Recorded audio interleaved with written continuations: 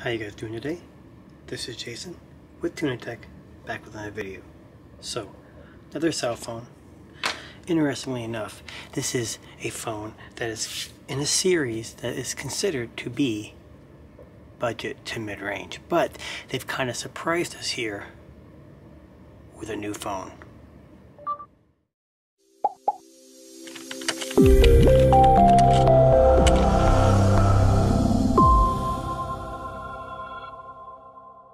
Alright guys, so what am I talking about? Well, there's a company you may or may not have heard of. They've had a checkered past. Motorola. From the heights of the original Razr to the pitfalls of the new Razr to everything in between by changing hands, new owners. Needless to say, they've had some interesting stuff happening in their timeline. But today, I'm going to be opening the new Motorola G100. Now, this phone isn't specifically new. I want to say it was announced probably in March, but it was released overseas. So by overseas, I mean I live in the US, so it wasn't released here. Some interesting things about it. It's very comparable to a phone that's been out for a while as well, called the Xiaomi Poco F3. Same chipset, similar screen sizes, similar cameras. But what makes this unique is this is now available in the US, where Poco phones have to be imported from the UK. So, what do we got here? This is the Motorola, like I said, the G100. Right here says the most powerful G ever, and that is true. This is one of the more powerful of the G series. Has a Qualcomm Snapdragon 870, just like the Poco F3. It's got instantly connect to any TV or display with Ready For. So this is their Samsung Dex kind of thing, or the new Lenovo tablet has something similar to this. And it comes with a compatible USB-C to HDMI cable. Now, one thing I'm going to be interested to see is in the UK version, this comes with a dock as well. I don't know if this one does, but it is Ready For compatible, as it says right there. So the boxing is pretty generic. But before we go any further, what does this phone actually have? Well, like we said, it runs Android 11, which is pretty good. Motorola is checkered past again on updates. They have so many different phones. I can understand why, but as a consumer, be ready that they may not have the best track record for updates. It's got 128 gigabytes of internal storage, the Snapdragon 870. It does have expandable storage, it says, with a micro SD card up to 1 terabyte, which is a kind of a dying thing for most phones nowadays. It's got 8 gigabyte of LPDDR5, which is good. Doesn't have an under the screen fingerprint reader or back fingerprint reader. It's got a side mounted fingerprint reader that's, I believe, built into the power button, but we'll take a look at that. 5,000 milliamp hour battery. Comes with a turbo charger. It says turbo power 20. I'm going to assume that's 20 watt charging. 6.7 inch display with a full HD plus 2520 by 1080. It's an LCD, so it's not AMOLED, so your blacks are going to be kind of hit or miss, but it is 90 Hertz refresh rate with DCI P3 color space at HDR10. It's 21:9 aspect ratio.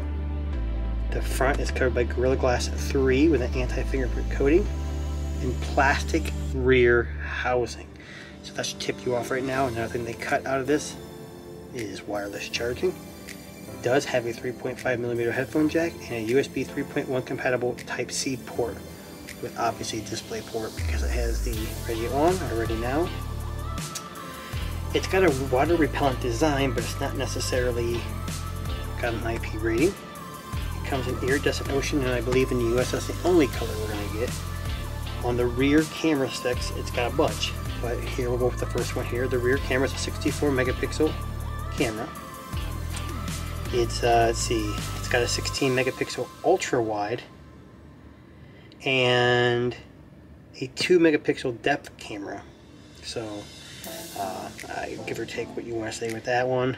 It does shoot video at, the front camera does shoot video at full HD at 30 frames per second, so it does not do 4K on the front. The front camera is 16 megapixels, but it also has a secondary 8 megapixel ultra wide selfie, so that's kind of unique. I want to say Huawei or someone else did a double, and it was really interesting how I had a wider aperture or wider range so you could fit more people into this shot. So that's interesting, but it is only 8 megapixels. The rear camera can do 6K Ultra HD at 30 frames per second. So that's cool. It does 4K at 30 or 60, so on and so forth. It's only got one speaker with bottom firing. And that's about it. It looks like band-wise it covers most of the bands in the US for T-Mobile and AT&T. So if you're Sprint or Verizon, peace out. It does have Bluetooth 6, it says. I'm not really sure if that's true. It does have NFC, Wi-Fi 6, and all that. So with that being said, by the way, let's get this bad boy open. So it looks like here, I don't really have a knife. I'm using a screw from something here. But we'll get this thing open one way or another. Alright, little magic here. We got it ripped open. Kind of tore that box up, but interestingly enough, it's a box within a box. Haven't had a Motorola phone for quite some time, so this is actually pretty unique boxing for me. So again, I have 2 boxes here. Now this is something I didn't know about. So it looks like they're ready for cables in here and your phone's here. Before we go into the phone, I'm kind of anxious to see, you know, what kind of cable this is. I'm going to assume it's just your standard USB-C to HDMI cable. Again, I should have become more prepared with a knife, but magic. You get it open, and yeah, that's it. It's basically a big box for a USB-C to HDMI cable for the Ready 4, so you can connect this to your TV. They tout it as having, when you plug it in, the phone will display, you know, do you want to use this as a desktop, which would be like a Samsung DeX? Do you want to use it as a like a kind of secondary screen? You can do that.